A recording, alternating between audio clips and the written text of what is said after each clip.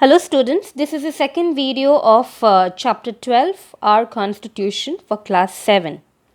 So students, I hope you remember that in the previous video we learnt the definition of our constitution, right? It is the written document, right? And why it is important in our society, right? And what the constitution contains, right? But in this video we will focus on the members who played an important role in framing the constitution. Okay, so basically, the constitution was prepared after a great deal of discussion. The group of representatives who prepared it formed the Constituent Assembly, and this assembly was formed in 1946 with the specific purpose for the specific purpose of framing a constitution.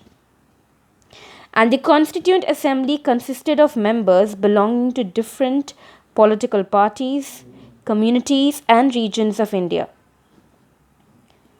Many members like Pandit Jawaharlal Nehru, Sardar Vallabhbhai Patel, Maulana Abdul Kalam Azad, Dr. Rajendra Prasad, and Dr. B.R. Ambedkar played an important role in framing the constitution. But besides that, many women members were also included in this Constituent Assembly. Okay, like Sarojini Naidu, Renuka Ray, Rajkumari Amrit Kaur, Hansa Mehta, etc. See, you can see few of the women members who also participated in framing the constitution. Okay, they were also the part of the Constituent Assembly. Okay. Now, this is the photograph of Dr. B.R. Ambedkar. I'm sure you all have seen the picture of Dr. B.R. Ambedkar. So, do you know who is Dr. B.R. Ambedkar? Any idea?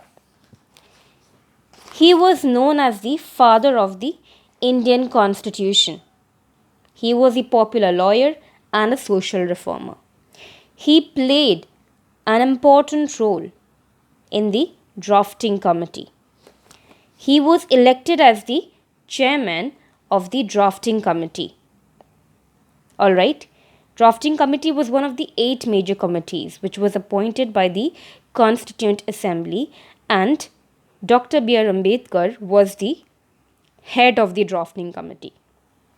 He defined the vision and goal of our constitution, and he ensured the inclusion of fundamental rights, which specifically abolished untouchability and guaranteed equal rights to all the citizens and prohibited discrimination of India. Clear, students? Now next, the adoption of our constitution. The constitution was enacted and adopted by the Constituent Assembly on November 26, 1947.